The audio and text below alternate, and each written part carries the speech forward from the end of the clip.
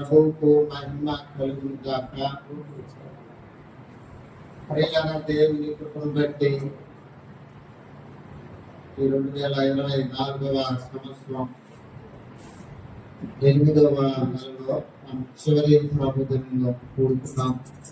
దేవుని ఆరాధించాం, మహిమపరిచాం, కనపరిచి దైవాశీర్వాదాలు పొందాం.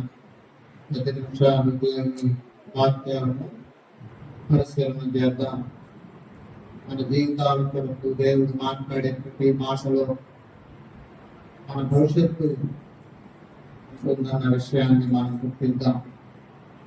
దేవుని వాక్యము మన జీవితములకు వెలుగైన దేవుని వాక్యం మనకు నెమ్మదిని కలుగు చేస్తుంది. దేవుని వాక్యము మనల్ని బ్రతికిస్తుంది. మన కారణములకు దీపముగా దేవుని వాక్యము మనము గమనించినట్లయితే దేవుని వాక్యము మనం నరకంలోకి వెళ్ళకుండా తప్పించి పరలోక రాజ్యంలోకి మన జీవితాలను పరిశుద్ధపరుస్తుంది. మనము దేవుని యొక్క దీవెనలు పొందడానికి అర్హతను యోగ్యతను కలిగిస్తుంది దేవుని. కాబట్టి దేవుని వాక్యము మనము శ్రద్ధతో మనము ఆలపించడానికి సిద్ధపడదాం. ప్రతి క్రైస్తవులు ధన్యకరమైన జీవితంలో జీవితం నేర్చుకోవాలి. ధన్యకరమైన ధన్యత అనగా ఆశీర్వాదము, దీవెన, అదృష్టము అన్న పదాలకు సంబంధించిన దేవుని ఆశీర్వాదాలు పొందాలన్నా, దీవులను పొందాలన్నా, దైవ రాజ్యంలోకి నువ్వు చేరుకోవడానికి ముందుగానే నీవు ధన్యుడు. నీవు ధన్యుడైతే నీకు మేలు.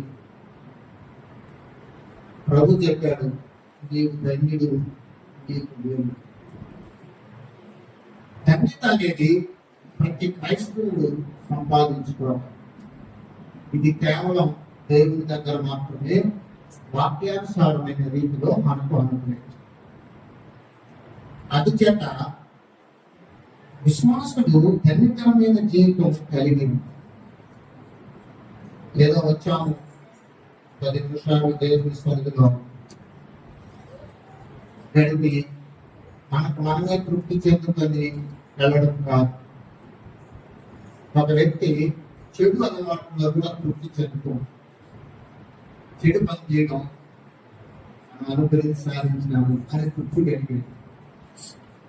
ఒక వ్యక్తి ధనాన్ని సంపాదించుకొని జ్ఞాన తృప్తిని కలిగి వెళ్ళిపోతాం. ఇది అలాంటిగా దైవ జీవితం. బ్రతికిన నాడు దేవుని వాక్యముతో మనం సరి చేసుకుంటూ ధన్యకరమైన జీవితంతో దేవుణ్ణి ఆకర్షించారు. ప్రభు బిడ్డలుగా చేరడం తోటే సరిపోదు. ప్రభు యొక్క మనసులో ఉన్న మాటలను అర్థం చేసుకోవడం కూడా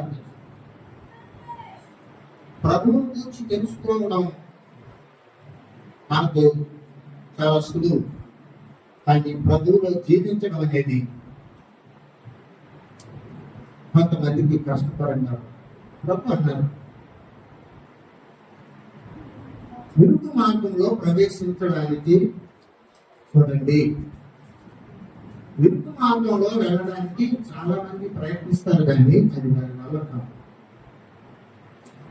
అంటే సత్య మార్గంలో జీవించడం చాలా మంది వల్ల కావడం ఇష్టపడుతున్నారు, కానీ ప్రభుని గురించి కూడా తెలుసుకుంటున్నారు, కానీ తన స్వంత మనసులో మాటను అనుసరించి జీవించి ధన్యతను పొందుకోవడానికి వల్ల కావడం. అందుచేత ప్రభువులో జీవించడానికి ఇష్టపడిన జనాల్లో ఎంతవరకు ఉన్నారో అంతే కనిపిస్తుంది, ఎదగడం లేదు. ఎదగాలి, ప్రభువులో బలపడాలి, దైవికంగా దేవునిలో జీవించడానికి మనం అదేంటా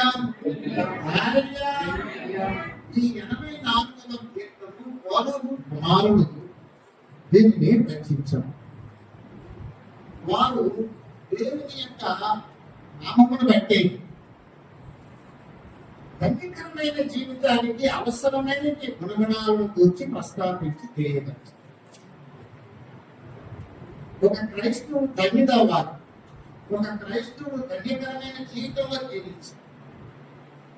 దేవుడు ఎప్పుడు కూడా మనతో మాట్లాడుతుంది, నీవు ధన్యుడివి, నీకు దేవుడు. ఆ ఉచ్చాటన, ఆ పద ఉచ్చాటన ప్రభువు ద్వారా మనం పొందగలం. అందుకొరకు ఈ కీర్తనలో నుంచి ఆ ధనికరమైన జీవితానికి అవసరమైన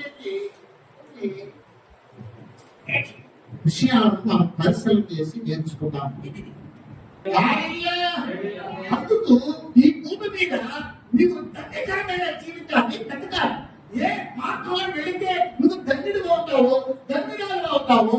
ఆ ధన్యకరమైన జీవితం ద్వారా నువ్వు మరింత ఆత్మీయ జీవితంలో బలపడడానికి అవకాశం. అందుకోసము ఈ కుమారులు చెప్తున్నట్టు ఈ మాటల నుంచి కొన్ని విషయాలు మనం పరిశీలన చేద్దాం.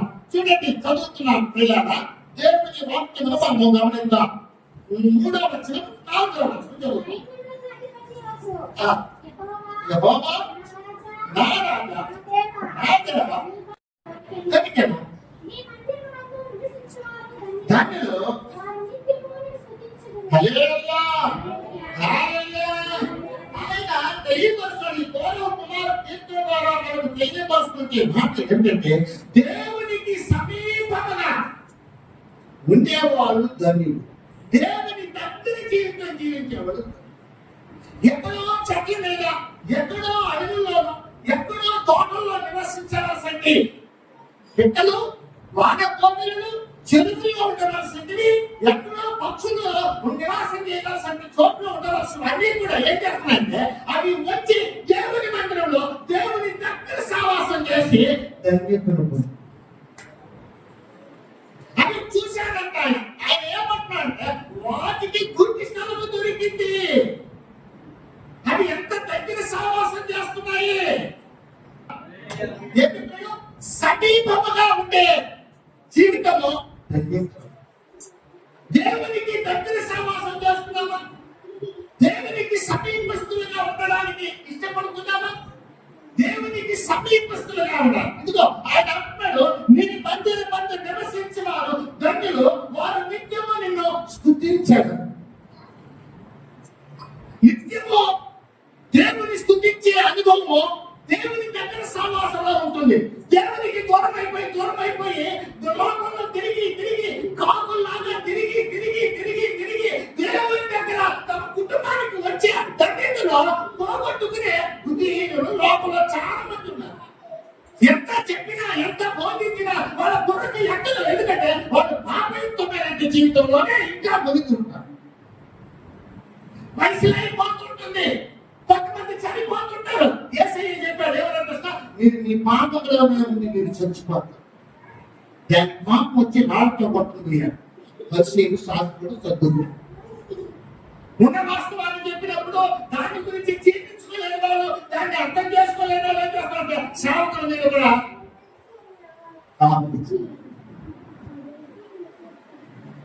అయితే దేవుని వాక్యం మనతో చెప్పబడుతుంది. దేవునికి సమీపముగా ఉండేవారి దేవుని మందిరానికి వెళ్ళాలన్న ఆలోచన, తలపు, ఆనందం, ఆశ. ఇది వచ్చాడు అంటాడు, పది వచ్చాడు. ఎంతో సంగతులు చూడవలనని నా ప్రాణము ఎంతో ఆశపడుతున్నది, సమర్చించున్నది. జీవము గల దేవుని రక్షించుటకు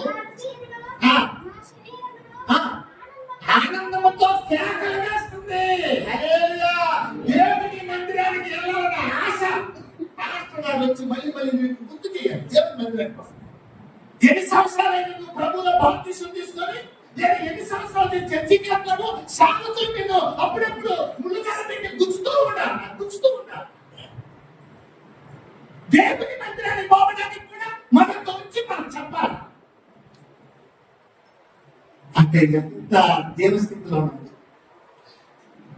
నీకు ధన్యత పొందుకోవడానికి, నువ్వు దైవికమైన జీవితంలో జీవించడానికి, నువ్వు ఏమారిపోతుంటే, నువ్వు నశించిపోతుంటే, నువ్వు పాడైపోతుంటే ఆ సేవతో వచ్చి జ్ఞాపకం చేస్తావు. నువ్వు మర్చిపోతుంటే జ్ఞాపకం చేస్తావు. నువ్వు నశించిపోతుంటే వాడు వచ్చి తట్టి చాలా మంది అబద్ధాలు సమర్పణ వేరే ప్రోగ్రాంలు పెట్టుకునేది దేవుని మందిరానికి వెళ్ళకుండా. అక్కడ ప్రోగ్రాంకి వెళ్తే వాళ్ళ దగ్గర ఘనత, ఇక్కడ దేవుని దగ్గరికి వెళ్తే దేవుడి దగ్గర నుంచి ఘనత. కానీ ఘనత, దేవుని ఘనత అవసరం లేదు. మనుషుల ఘనత, మనుషుల మెప్పుకొని జీవించే క్రైస్తవుడు ఎలా ధన్యతలు? ధన్యతలో నీకు ధన్యత ఇచ్చేవాళ్ళు, నిన్ను దీవించేవాళ్ళు, నిన్ను ఆశీర్వించేవాళ్ళు, నిన్ను అదృష్టవంతులుగా చేసేవాళ్ళు, నీకు అన్ని రకాలుగా నువ్వు ప్రార్థించి పూజించడానికి ప్రార్థించే దేవుడు. దేవుడు అంత విషయం. అందుకే ఆశ ఉండదు, ఆనందించడం ఆనందం. ఇది ఈ కీర్తన కన్నదండి. దేవుని మందిరమును చూడవలనని నా ప్రాణము ఎంతో ఆశపడుతున్నది. అది సొమ్మచిల్లిపోతుంది, నా ప్రాణము పోలేదని నీరసించిపోతున్నది. జీవము గల దేవుని దర్శించుటకు నా హృదయమును, నా శరీరమును ఆనందముతో కేకలేస్తున్నది. దేవుని దగ్గరికి పోలేదు, దేవుని దగ్గరికి పోలేదు, దేవుని దగ్గరికి పోవాలి, దేవుని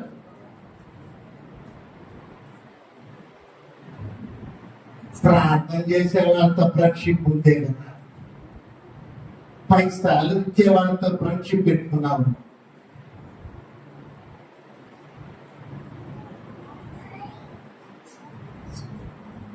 పారంపర్య ఆచారం చేసే వాళ్ళతో ఫ్రెండ్షిప్ పెట్టుకున్నాం. లోకంలో శరీర కోరికలతో తిరిగే వాళ్ళతో ఫ్రెండ్షిప్ పెట్టుకున్నాం. ప్రార్థన చేసే వాళ్ళతో ఫ్రెండ్షిప్ లేదు. నీకు నీవే భక్తుడు కానీ భక్తురాలు అని నువ్వు అనుకుంటున్నావు. నీకు భక్తికి సంబంధించినటువంటి దాఖలాలు గల్లంతైపోతున్నాయి అనే విషయాన్ని గుర్తించాలి. సమయము తటస్థిస్తే అవసరం వచ్చినప్పుడు నువ్వే ఉంటావు, వాక్యం చెప్పి అంత ఫీలింగ్ లో ఉంటావు. కానీ నీ జీవితంలో, నీ కుటుంబంలో నీకు సంబంధించి యావత్తు మీద నీ దగ్గర జీవానికి ధన్యతకు సంబంధించిన జీవితానికి ఎప్పుడు నువ్వు డిమాండ్ చేస్తున్నావు దేవుని డిమాండ్ కాకపోతే ఏం చేసినట్టు దేవుడు అసలు ఎందుకు రావాలి చర్చిగా? ఏం చేసినట్టు నువ్వు ఈ రోజు బ్రతికి ఉండేదే నీకు గొప్ప ధన్యత. ఎంతో మంది నిమిషానికి ఎంతో మంది ప్రాణాలు వదిలేసి వెళ్ళిపోతున్నారు ఈ దేశాన్ని, ఈ లోకాన్ని. నేను ఎందుకు పెట్టాను?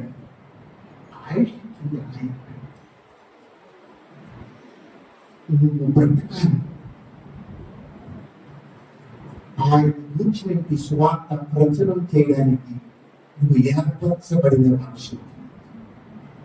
అది నీకు అర్థం కాలేదంటే ప్రతిజ్ఞలు ఎలా సాధిస్తావు? నీ దేవుడు లోపల ఎత్తు తిరిగినా నిన్ను క్షమించి క్షమించి క్షమించి క్షమించి క్షమించి నిన్ను ఆయన దగ్గర నడిపించుకో. అలాంటి వాళ్ళు ఎవరు లేరు. అలాంటి వాళ్ళు ఎవరు లేరు. నీ భర్త విషయంలో ఎంత ఘోరంగా నడుచుకున్నా నిన్ను క్షమిస్తున్నా. నీ భార్య విషయంలో నువ్వు ఘోరంగా నడుచుకున్నా క్షమిస్తున్నా. పిల్లల విషయంలో ఘోరంగా నడుచుకున్నా క్షమిస్తున్నా. తల్లిదండ్రుల విషయంలో అన్యాయంగా నడుచుకున్నా క్షమిస్తున్నా. సంఘం విషయంలో, సేవకుల విషయంలో, దేవుని విషయంలో, వాక్య విషయంలో ఎన్ని పొరపాట్లు చేసుకుంటూ ఉన్నా క్షమించి మరలా అవకాశం. ఆ విషయాన్ని ఇరిమియా గ్రంథకర్త విలాప వాక్య గ్రంథము 3వ అధ్యాయంలో ఆయన చెప్తున్నాడు ఏమని, యెహోవా నీవు ఎంతైనా నమ్మదగిన దేవుడు. చదవండి. ఏముంది? ఆ, నూతనముగా ఆయనకు వాత్సల్యమును పుట్టుచున్నది కనుక ఆ, నీవు నమ్మదగిన వాడు. యెహోవా ఆ, ఉమ్. 22 చదవండి అయితే. కృపగలవాడు వాత్సల్యత ఎడతెగగా నిలుస్తున్నది కనుక నిర్మూలము కాకుండా వారమై ఉన్నాం. హల్లెలూయా, హల్లెలూయా. ఎవరికైనా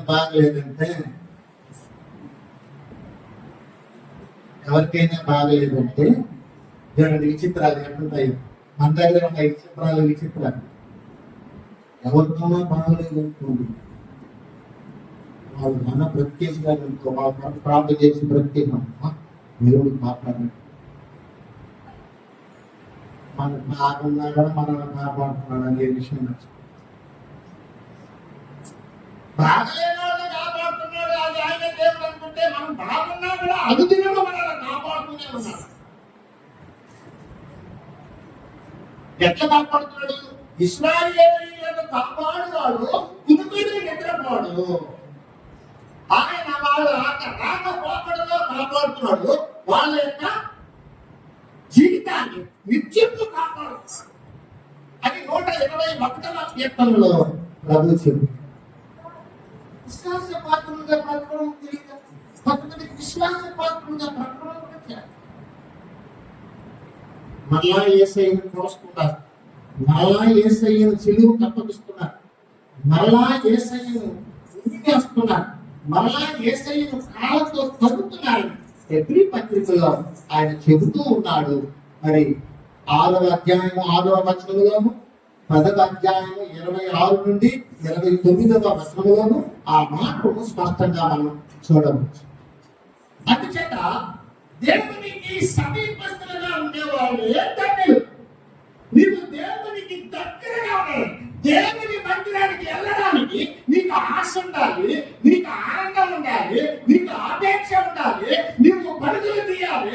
ఈ కీర్తన గ్రంథకర్త చెప్పబడిన రీతిగా నీ ప్రాణం సొమ్మసిల్లిపోతూ ఉండాలి.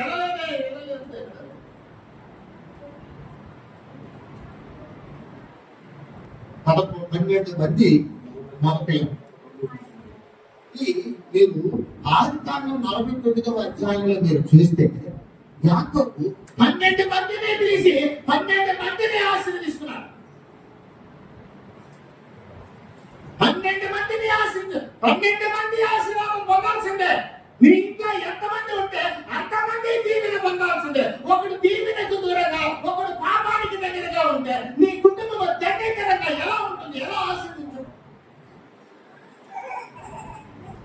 అంటే నీకు యేసు ప్రభు కావాలి, నీ కొడుకు యేసు ప్రభు వద్దా?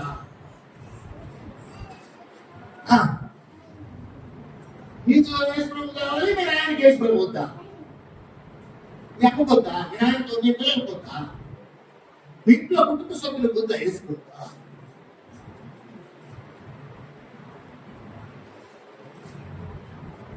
అప్పుడు నీ సంపాదన నేను ప్రార్థించలేను. ఆ బాధ్యత ఎట్టగా కుటుంబం అనే పేరుతో ఇచ్చాడో ఇది కూడా అలాగే తప్పినట్టున్నాడు. నీ ఆశీర్వాదం నుండి నా కుటుంబము ఆశీర్వాదం.